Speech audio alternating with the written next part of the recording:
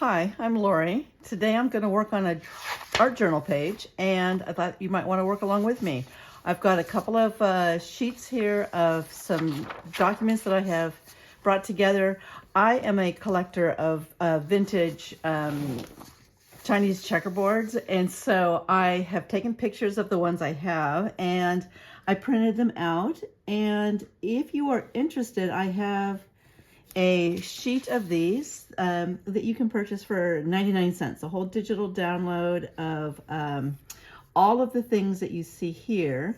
You're not required to do those, of course, but it might make it easier so you don't have to go and do all that image searching and gathering. I've got it all done for you. So these I have so you can just cut them out and get working as quickly as you want, and it's only 99 cents, so it's just a little bit. So all of these images I'm going to use, or not all of these, but I'd like to have some choices. And then I'm going to start off by using some of these black and white images to kind of build a background. So some of these are pretty faint. There's like a little, there's some diagrams here. And what I'm going to do is tear these out and apply these to the page before I get started, because I'd like them to be a little bit in the background. This one's a little hard to see. It's got like little Chinese checkerboard bits, and I'm tearing the edges so that they blend a little bit better with the white background, because what I'm going to do is paint over these. So I'm going to take a moment here and tear these out. Okay, I've got these all torn out, and what I'm going to do is find my page that I'm going to work in. So this is a journal that I've got pages here and there in, and I think I'll find a page here. All right, this is where I'm going to work. And what I like to do is start off my pages, and you can see if I take a look through some of my pages, they're all very colorful. I find that I work best if I have some images on the paper already. Or I'm sorry, some color on the paper already. So what I'm going to start off doing is gluing these things down. So I'm going to start by mixing up some glue here with a little bit of water so it'll be spread a little bit easier. I'm going to pour some in this little container here just so I have some glue to work with. And I'll add a bit of water. Not a lot, just a little bit, just to make it a little bit more spreadable. I'll set this here. And now my glue is just a little bit more liquid, that's all. There you go. And so let's start here, and I'm gonna sort of lay them out. These are just gonna be things that are sort of subtly in the background. I've got the history of Chinese checkers, some rules, and then a couple of diagrams here. I may end up painting over quite a bit of this, so I'm not going to worry too much about where I put them. But what I have found is if I use a paintbrush and the glue, I'll get a much smoother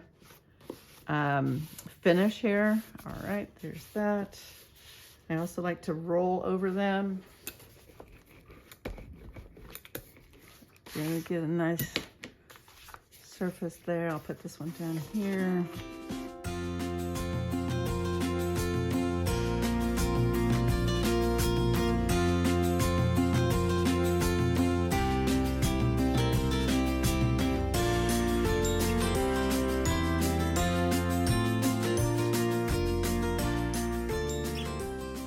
Okay, I've got those all glued down, and now what I'm going to do is paint my pages. What I like to do is start with a wash. Now I'm going to look at some of the other examples here. You can see there's some diagrams in here, some stuff underneath. I kind of like this layered surface. To do this, what I'm going to do is to protect the rest of my pages, I'm going to put in some newspaper under some of these pages. And then I'm going to use a couple of fairly transparent colors. I want to be able to see this, so I don't want something super dark underneath. Let's get those pages protected, and the same over here. And just putting these under that little page right up in the binding there gives me a little bit of peace of mind that I'm not going to trash the rest of my pages. I am going to use a combination. So I'm just using these little inexpensive craft paints. I'm going to use a combination of yellows and reds, and I'm just going to sort of free fall it here. Just put a little bit of color directly on my pages and get started. I like to use a little bit of a wider brush here, some water, and kind of mix and get a nice color. Don't forget to go all the way down to the binding there to give me a little bit of so I have a nice seamless color. There we go. And I'm just giving myself a real free kind of form to get some color on this page.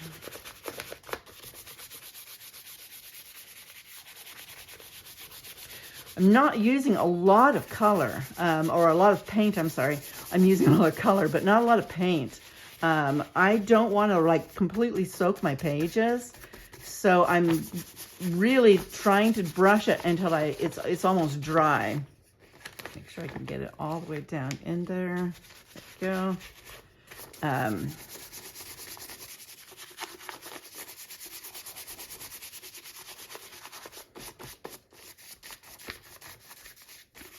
So you can see these things are barely visible now, but just a little bit, let me wash my brush here, just a little bit of stuff underneath it to kind of give a nice depth to this page.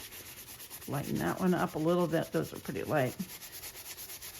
And get my page nice and dry. I'm just working through it so that my pages are pretty dry. All right.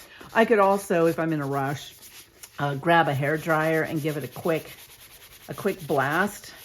But I find that if I just use my brush and sort of keep going over it to kind of make sure I get most of the excess paint off, I'm good. All right.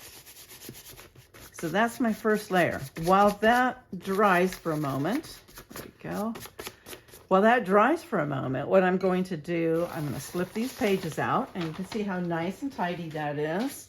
My pages look good and clean. They're a little damp, so they're showing through, but I don't get paint on the other pages. I'll keep my images nice and clean that way. And so I'm going to let this dry. In the meantime, I'm going to cut out all of my images so I can sort of lay them out and see where I want them to go. So let me set this aside for a moment.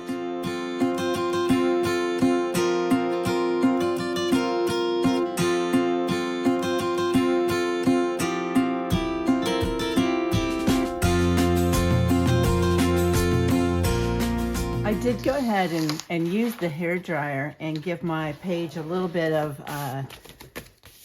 once over. You can see there's a little bit of staining through, but nothing on the other pages. So I haven't like gotten any other paint on those pages, but I found it's a little easier to work with this. Now what I've got is I've got my images here, and I'm going to lay them out and see what kind of composition I have. You'll notice I also had some marbles. I may or may not use those.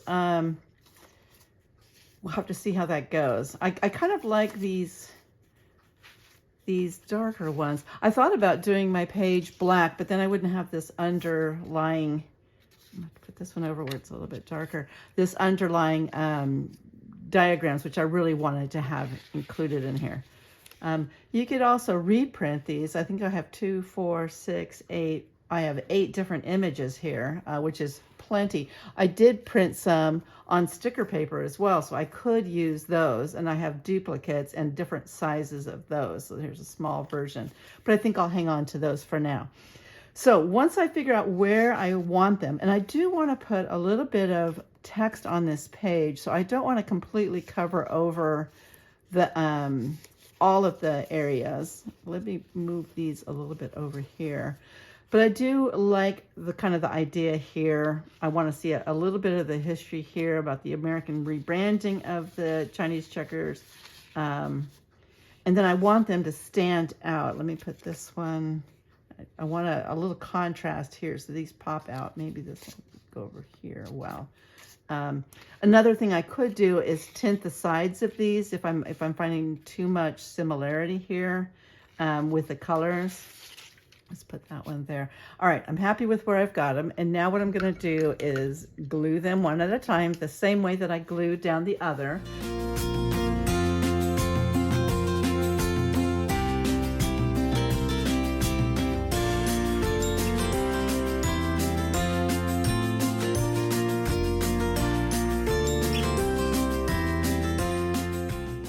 right, so I've got a nice layout here with my Chinese checkerboards. And then there's a couple of things that I could do to kind of add detail. So what I have here is a bunch of marbles, because you got to play Chinese checkers with your marbles. And you can do this. You can either use these cutouts of marbles or you could paint them yourself. And I want to do kind of a combination of both. So I'm going to lay these marbles out. This is not a good choice. That one just blends right in. Let's do this nice blue one here. Whoops, back over. So what I'm going to do is paint some marbles, and maybe that'll be interesting for some of you to try that. If not, you've got all the marbles here that you can lay out and kind of put them here. I think I might put one of these up here. But I am going to use some acrylic paints and do a quick little paint of some of these marbles. So I'm going to use something to draw my little circles. And I found a little cap here. If I had a stencil, that would be kind of nice. But I'm just going to draw my little circle here. And I'm going to add a few here. Let me put one right here. Maybe a coin would be good. I could have drawn with around like a penny or something. I just wanted something to kind of give me this little round circle. So I'm adding my circles so I can paint some marbles. Move this out of the way because I like that placement. All right.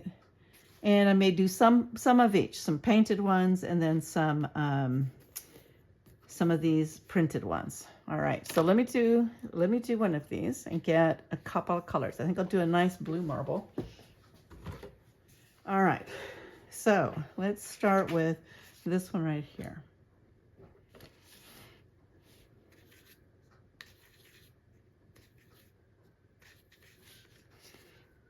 So I'm going to start by just painting the whole marble and trying to keep myself lined up to my outside edge.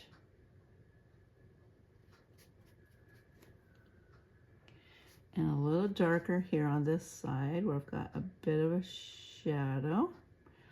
And so you have to sort of determine where you're going to put your shadows and where you're going to assume your light source is. And in this case, I am going to say the light is upper top. So I'm using a little bit darker here.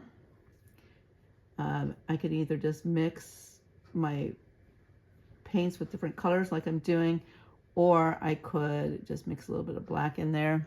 And then I'm going to make a lighter version for up here at the top. There you go. And some nice pure blue in here. Kind of nice to have just a variety of these colors to give it just a little bit of liveliness. There we go. So that's my basic piece right there. Then I'm going to add some deep color and some highlights. So let me start with a little bit of black here. I'm going to mix this with my dark blue, so it's not just black, but it's a nice, and then I roll my brush like that to get a nice point to it. And that is going to be the absolute edge here. So I get a dark edge. There you go. That kind of gives me a little bit of a boost off the background. Okay, that's a deep there. Then the other thing I'm going to do is pick up the same thing, some highlights. I'm going to get a really nice, almost white, but a little bit of blue here. And hit the top edge. And then I also want to hit a few like little glares, so, or like it's a reflective surface. So if I just hit a few spots here where the light might be hitting it, that'll give me like a little bit of a highlights or reflection. Get that reflective quality there. All right.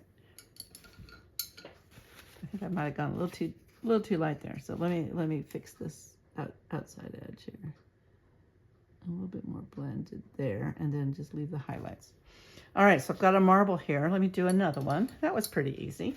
Let's choose, well, I'll do another blue one. Let's see. I'll do this one right here. So I started again with, I added a little bit of white for opacity so that it's not so transparent.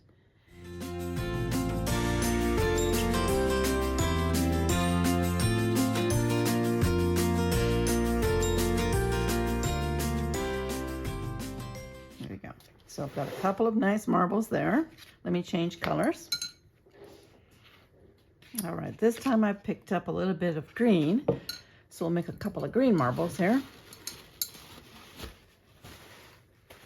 And I'm gonna do the same process. Let's start with this one right here. I'm gonna take this green. I added a little bit of white to make it a little bit more opaque. Otherwise, you can, and if I put it on here thin, you can see underneath here. So adding a little white makes it less transparent. I also am gonna add a little bit of yellow because when I add white, it gets it a little minty green. But if I add a little bit of yellow, it keeps it a little bit more within the green range and not quite so minty. All right, and I've got this pure green going in next. All right. And then I am going to add a little bit of black here to make a deeper green. I don't need a lot of this. I don't need to make a whole bunch. Let's do this dark green here at the bottom. All right. Just kind of following the contour of this marble. Okay. And let's do some more green just to get it kind of a nice intensity.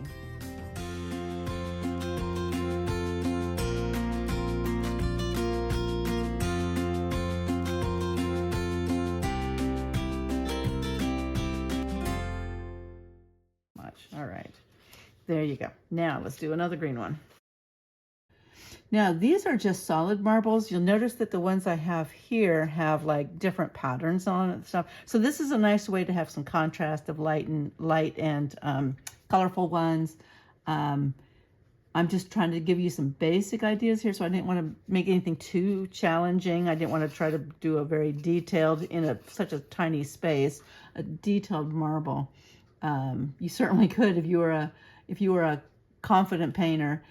Do some with other colors, kind of mix them in. But for this tutorial, I'm just going to do kind of a quick and simple paint without making it too over beyond the reach of people who might not feel as confident in their painting skill. To make it feel like it's three-dimensional. All right, let's try another one. How about a red one this time? All right, so I've got a little red paint here now. Let me rinse my brush out. And we'll start, let's see where I've got another one drawn. One right here. Let's do this one. I'm going to do the same with this one. I'm going to use yellow also. That's a little too much yellow. Instead of white for the transparency, do a couple of coats of paint on this one to get the red. So because this one's probably going to need a couple of coats here, I am going to go ahead and start the next one. As this one dries, so I can get another one done as well.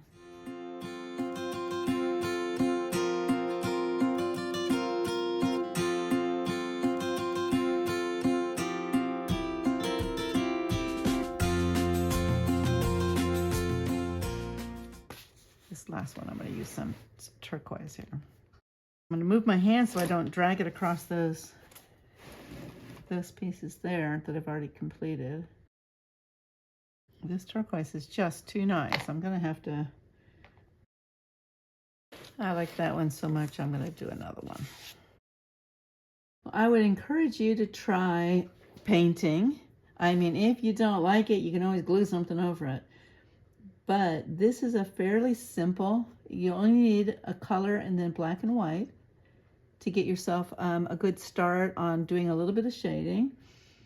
Give it some practice. That's what books are good for, these visual journals, is to do some experimentation. So I'm going to encourage you to try this, even though it might seem a little overwhelming. You can see the effects are pretty positive. So now the next thing I'm going to do, because the highlights are a pretty effective way to make these things feel like they're dimensional, but I also want to sort of lift them off the page. And a good way to do that is to add some shadows. And shadows, I might have to tape this down just to give us a flat surface here. All right, the last thing I'm going to do is add some shadows to make these kind of pop off the table. And the way to do that is you need to use a cool color. And the cool colors are green, blue, and lavender or purple. And those recede, and then the brighter colors pop forward. So for me to get a nice shadow underneath there, I'm going to use purple. If I use blue, I have a lot of blues in here, so it might be a better idea if I use a little bit of purple. I might also use just a touch of black because this purple is pretty intense. And if I have just a spot of black, that might just sort of dull it down a little bit. All right, so what I'm going to do is take this purple and mix it with a dot of black, just so it's a little duller. There we go. And then I'm going to add a lot of water to this to make a much more of a watery kind of consistency. You can see how transparent that is. And then what I can do is add a shadow just by going back down here, maybe a little too watery, along the bottom part with my watercolor here, my watercolor consistency. I could also add a little bit of blue just to make that more intense. Okay, I like that a little bit better. And what I'm going to do is add a shadow along the bottom side of these, each one of these. There we go. If I get too much, like I just did there, I'm going to dry my brush off and just pick up that extra. But that little bit of shadow there is going to make the ball kind of like lift off the page a little bit. And it doesn't have to be a lot, just a little, very faint. And you can always like add a layer of, build up a couple of layers instead of just trying to get it all in one shot. Let me add one here, a little bit of, and so I'm adding this on the bottom right where it would cast a bit of a shadow. There we go. I actually would like to put a little bit more blue in there. Bluer kind of range of purple. I'd like to put a little bit more on this one. That might be too much. Again, if it's too much, I can just dry my brush off and kind of pull some of that off. Now, I'm going to glue these, other marbles on. I thought that was a painted one. And I'm going to go ahead and do the same thing there. I'm going to shadow those as well. So let me finish these painted ones, and then I'll glue my other marbles on because I've decided I'm going to go ahead and do both. All right, I've got my painted ones all with shadows. I'm going to leave that color there. Glue down my other marbles. Let's see, it's this one. I got to figure out which ones they are now. All right, and then I'm going to do the same with those shadows. I'm going to use this watercolory purple and do the same thing and kind of pick these up with a little bit of shadow here on the back side.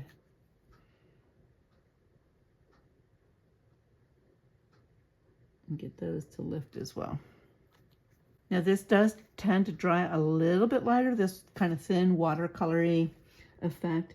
It will dry a little bit lighter, so I can go back in and check to make sure I'm getting what I want. Oh, here's one right here. So you can see that if you're not confident enough yet to do a painted effect, you still can make this look really great by using just a little bit of color. And I think I'm going to do the same thing with a couple of these Chinese checkerboards. Just give them a little bit of a shadow here. See if I can get them to kind of feel like they're popping off the page a bit. All right, so I've got some nice little shadows here that I feel comfortable with. And if I need to do any other touch-ups as they dry, I'll just add in, just to make sure that the line here is kind of a nice clear edge of the checkerboards so that they don't blend into the background. All right, I'm pretty happy with what I have here. I'm wondering if I should add anything else, but I think I might be comfortable here. All right, for the final element of my, and I've left this section open for a reason. For the final element of my sketchbook page, I want to do a little bit of journaling here. And the way that I do that is I'll give myself some guidelines, and I want my text to kind of flow across here. So I'm drawing some light pencil lines here that I can use to write on that will then get erased later. And maybe a little bit here. I may not use all of these, but I kind of like having them, thinking about what I might have to say. So I've got those going that way, and I want them to come this way. And kind of planning out my text helps me a little bit while I'm thinking about what I might want to write here. I'll do the last one. And like I said, these little pencil lines just give me an idea of what I might want to write, or where that might be. So I've got this piece going up here, coming along here, and then coming this way.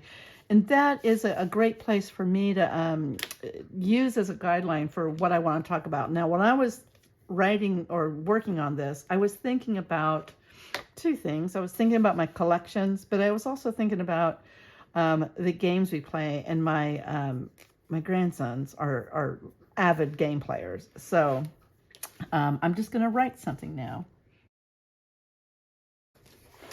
Okay, so I was thinking about a game that we played with my grandsons when we were out at Christmas, because we were looking at games here. And so I wrote a quick entry here along these lines. I had more to say than I had lines. I could add a few more things. In fact, I'm looking at this and I really like the stars. So I do have some stars I'm going to add to this. I've always loved these Avery foil labels. When I was teaching my kids, we'd get really excited by putting stars on their paper. So I'm going to add a few stars, kind of pick up with the star theme here. And I've got a room for a few of them. And I've got the same kind of color palette here. So this will work really well. Just to add in that next little elements. So there's some red ones. I've got some green ones. And that way I can kind of feel, I didn't see that text there. I can kind of fill in these spaces. Gold I don't think will show up. Any more red ones. I can kind of fill in some of these spaces that could use a little bit more punch. I do like a very full page. So here's some blue. And I wonder how this white one will work, if it'll even show up. Oh, it looks pretty good. All right, so I got a little bit of stars in there. Actually, let me add a few more out here where I have a little bit of space. These white ones actually work pretty good, so they're not taking over too much. All right. This is a fun, kind of crazy page. I'm super happy with the way it showed up. And I hope that you've learned something new or got some ideas on how you might put things together. Now that this is dry, I'm going to take an eraser and lightly go over them. I want to make sure that it is dry before I do this. Yep. And so I can use my eraser and take away the pencil line. There we go. All done. If you enjoyed this, please give me a comment below, or hit like, subscribe if you haven't yet. And if you're interested in the downloadable part, it's only 99 cents. You can get all of the images, all the checkerboards and the marbles. I didn't even use all my marbles here. I got a few left. And I encourage you to try a little bit of paint. Doesn't take a lot. And I would love to see some images that you have created as well. So thanks for coming, and check out some of my other videos.